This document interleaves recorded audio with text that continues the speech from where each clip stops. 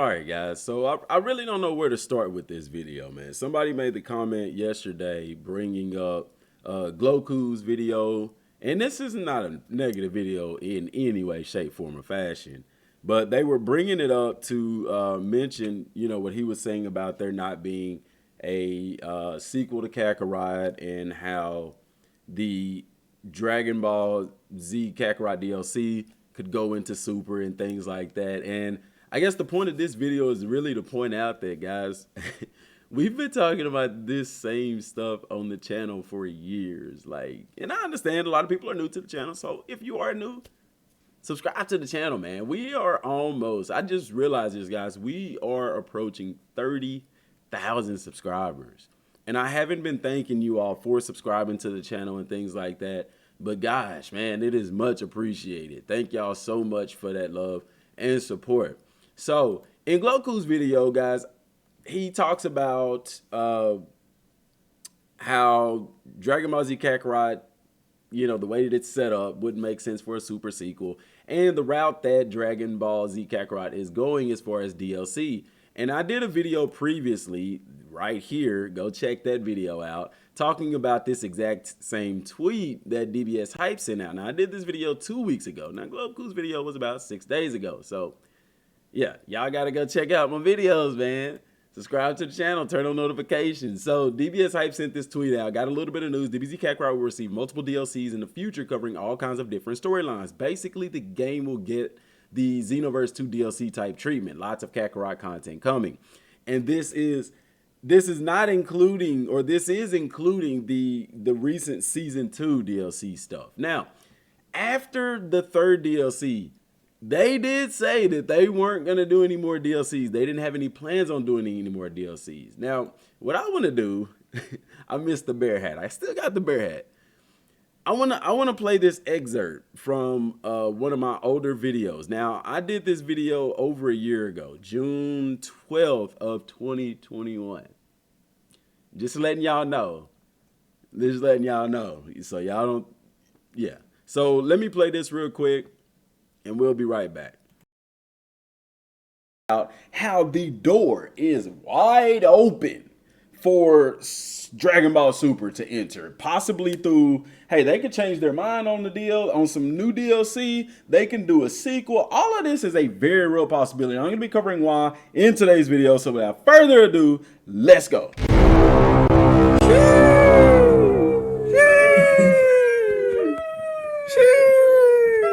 All right, guys, so I got some gameplay going in the background. You know what I'm saying? It is what it is, but we here. You got me? So, guys, first of all, this DLC is getting stupid reviews. And I don't mean stupid in a bad way. I mean stupid in a very, very, very, very good way. You know what I'm saying? It is amazing how much people are loving this DLC. Now, are you going to have some people that don't like it? Yeah, I can count on one hand the number of people that I've seen that don't like it, but we ain't worried about them. You know what I'm saying? We're talking about the people that really enjoyed this DLC. Guys, I haven't seen this much hype for Dragon Ball Z Kakarot since it was first announced.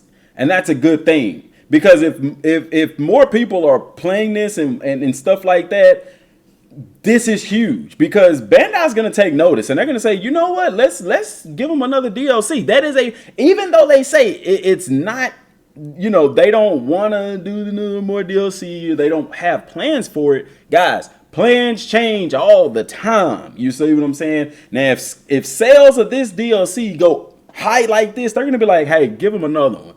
You see what I'm saying? The only way I can see them not giving us more because of the success of this DLC is because they have a sequel in the works. Now you say, DM, didn't you tell us that they didn't have a sequel plan for this game? Yeah, when the game first came out, before the game came out, they said, and I showed y'all in the article where they... So that article, guys, is this article here. Okay, let me get it on the screen for y'all boys can say. Okay, this is a very old article. This was actually even before the game ever came out, and I've done videos on this entire piece. We've got, man, probably over 1,000 Kakarot videos now, but they asked the old producer. They're talking to the original producer, Ryosuke Hara, Remember, now they have a new producer.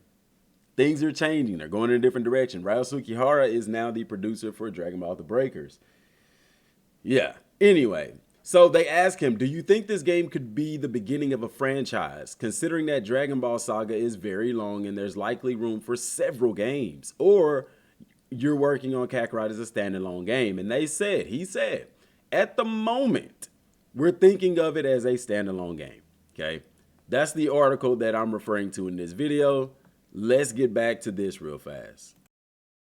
Literally said, at this point in time, they were asked, was this game going to be like a series of sorts? And they said, at this point in time, we don't have any plans for a sequel. This is a standalone game.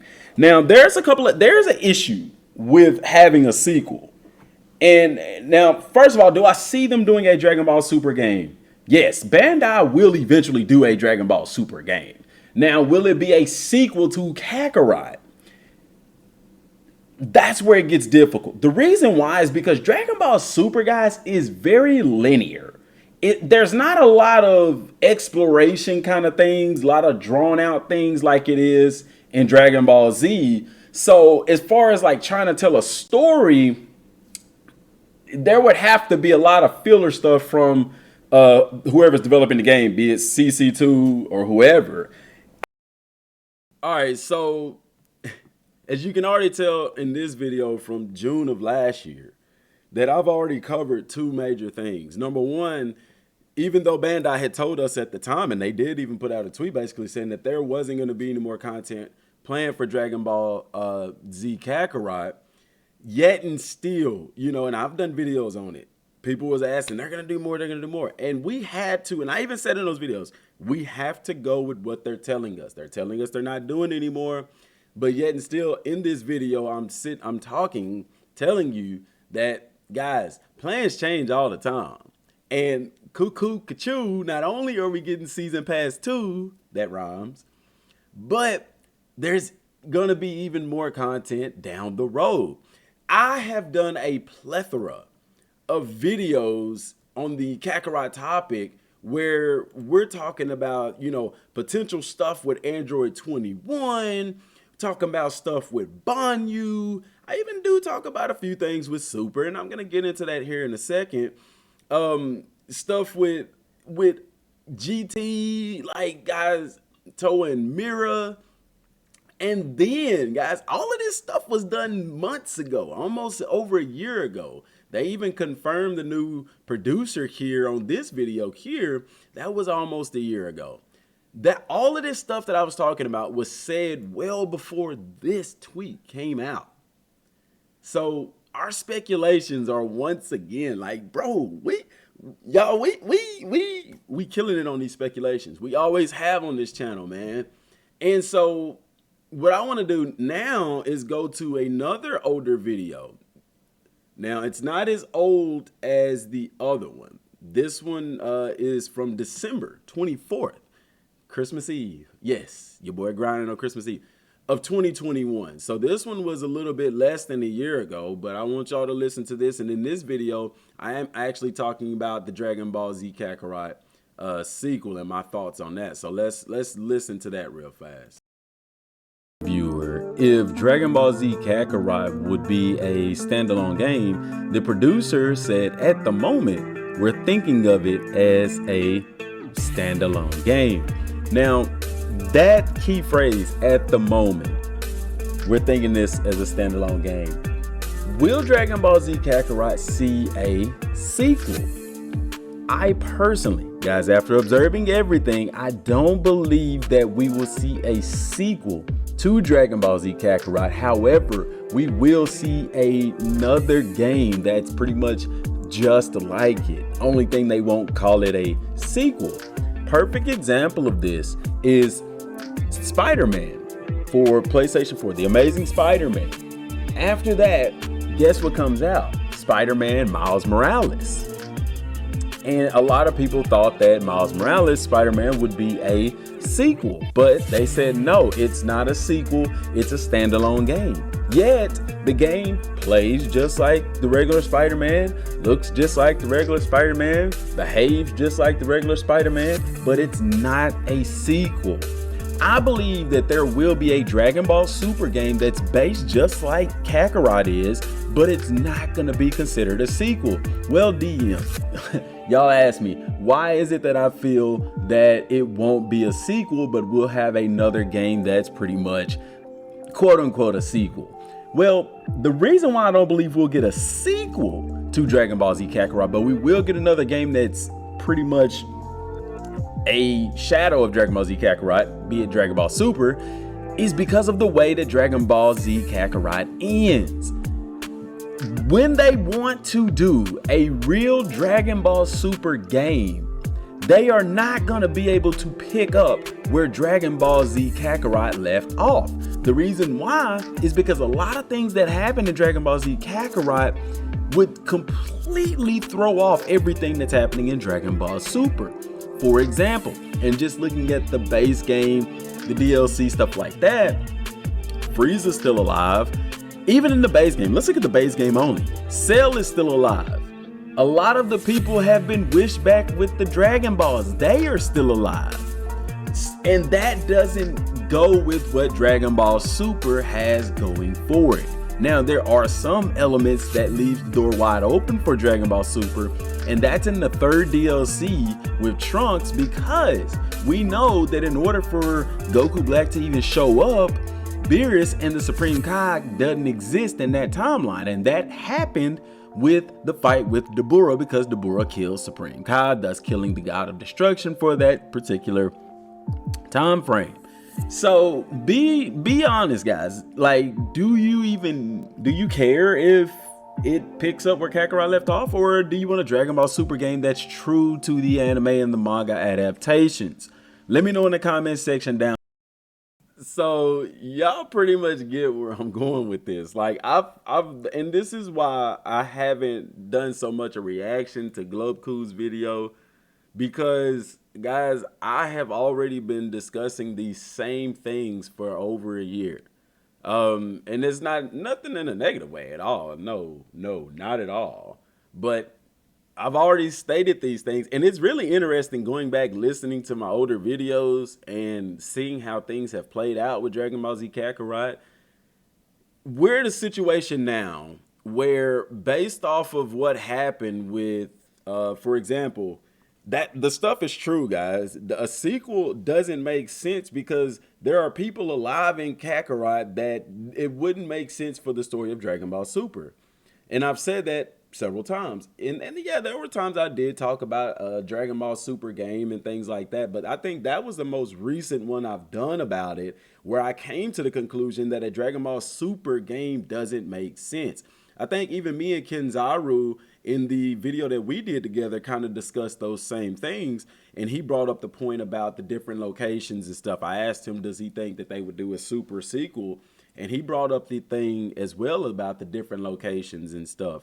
So we've been saying this for a while about a sequel not happening for Kakarot. And also in the previous video I showed y'all earlier, where we're talking about how with the sales of DLC 3 and the hype behind it, that they was going to be like, hey, let's keep this money train going.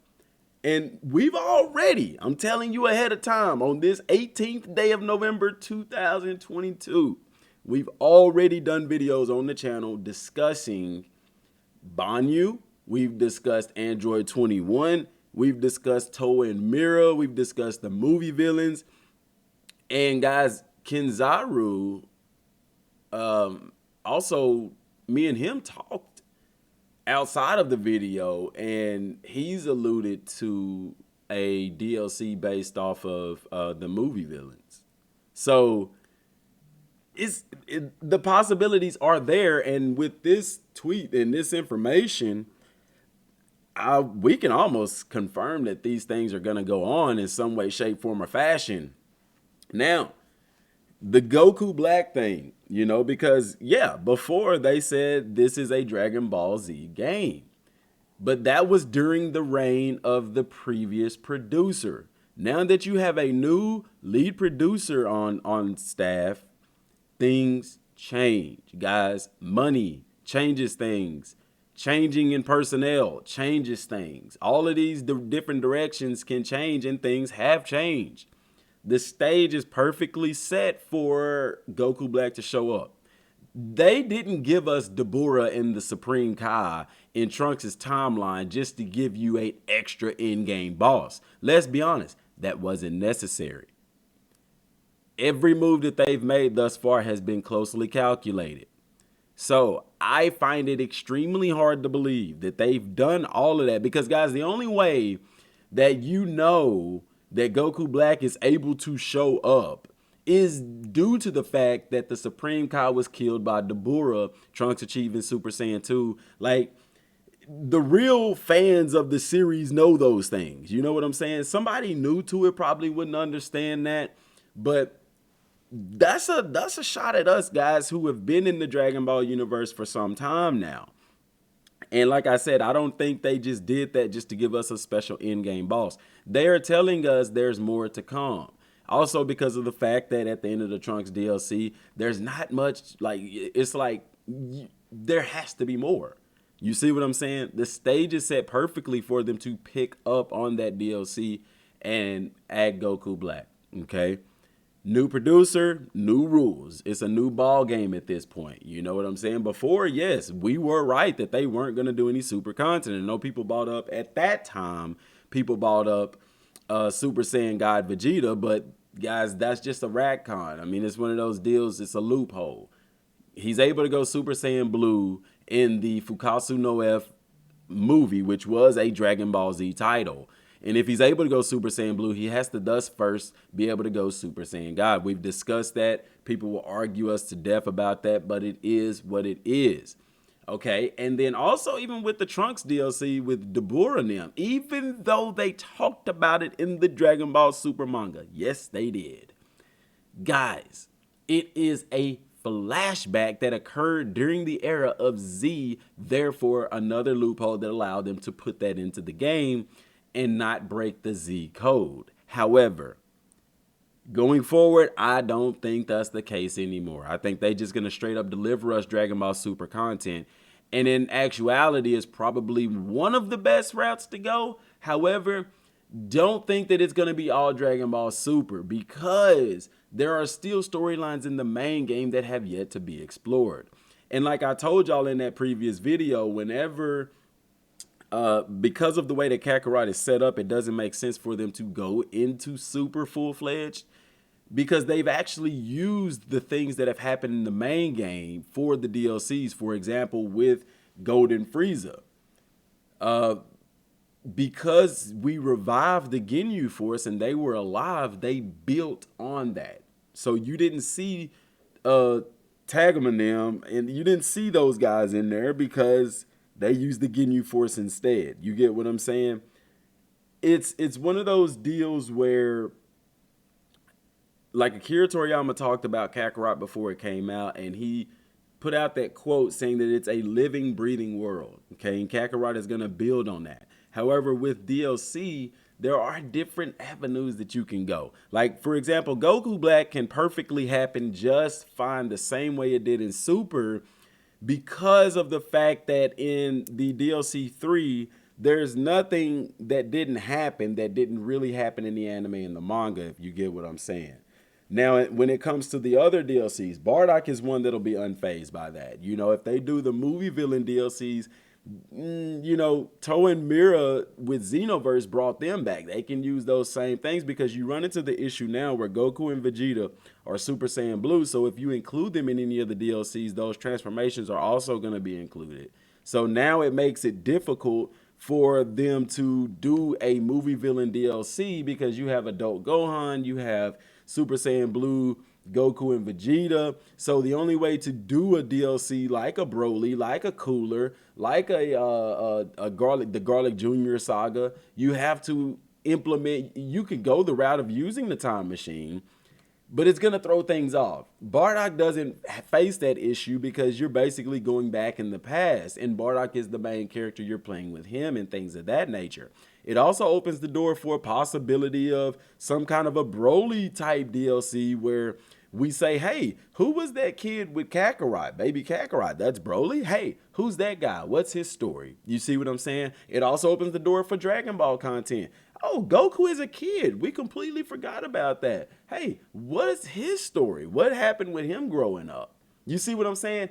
And this is why this tweet and this type of content is now possible. And I've said it for so long, guys. I've said it for so long that this type of stuff is possible. That Kakarot. What's my saying, guys? Kakarot is a blank canvas that Bandai Namco needs to fill up. So I've been saying it for a while. If y'all been watching the videos, you know that I've been saying these things for a long time. So in reference to Globecool's video, guys, we've already been saying those same things for years on the channel. As far as what DBS Hype tweeted out, we've speculated on these things and we've begged for these things for so long. Now we're getting them. So let those speculation caps go back on and let's get to it. I'm super excited for this. Also, truthfully, guys, because of the channel. This is a channel based off of this game. And, you know, once the game stopped doing content, it's tough to transition to something else. And now I don't have to. And I get to continue to cover something that I love, because I love Dragon Ball Z Kakarot, guys. Covered the game a year before it ever came out. Continued to cover it.